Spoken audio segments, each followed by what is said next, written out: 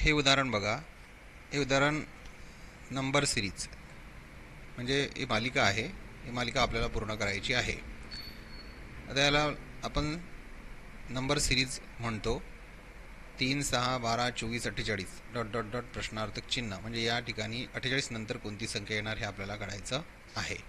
आता याच्यामध्ये कसं दिलं राहते, ह्या जो संख्या आहे याचा क्रम दिलेला असतो.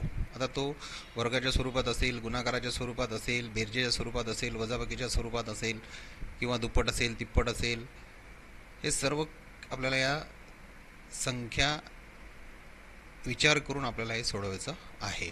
आता बघा, आपण काय करणार, 3 आणि 6चा सर्वप्रथम 3 आणि 6चा संबंध बघणार. 3 आणि 6चा संबंध येतो कसा, 3 गुणिले 2 केल्यानंतर 6 येते. हा एक संबंध आहे. मग तसाच संबंध पुढचं जुळतो का हे बघायचं आहे. 6चा आणि 12चा संबंध तसाच आहे का, हो आहे. 6 गुणिले 2 म्हणजेच 12 येते, म्हणजेच हे 2 टॅली झाले. तिसरं टॅली करून पाहू.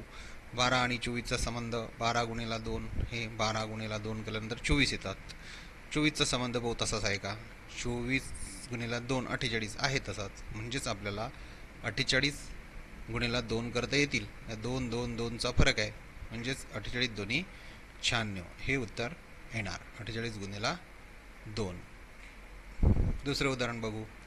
4, 9, 16, 25, 36, 49 डॉट डॉट क्वेश्चन मार्क. ही सुद्धा एक श्रेणी आहे, नंबर श्रेणी. ही मालिका आपल्याला पूर्ण करायची आहे. आता आपण काय बघणार, 4 कसे आले, 4 कसे आले, 2 संख्येचा गुणाकार आहे, म्हणजे 2 गुणिले 2 बरोबर 4 आले. तसेच 9 कसे येणार, तर 9चा बहुतेक वर्ग आहे, वर्ग संख्या आहे. तर 3 गुणिले 3 म्हणजे 3चा वर्ग केला तर 9 येते. मग 16, 4चा वर्ग केला तर 16 येते, 4 गुणिले 4. 25, 5 गुणिले 5, 5चा वर्ग 25. 6 गुणिले 6, 6चा वर्ग 36.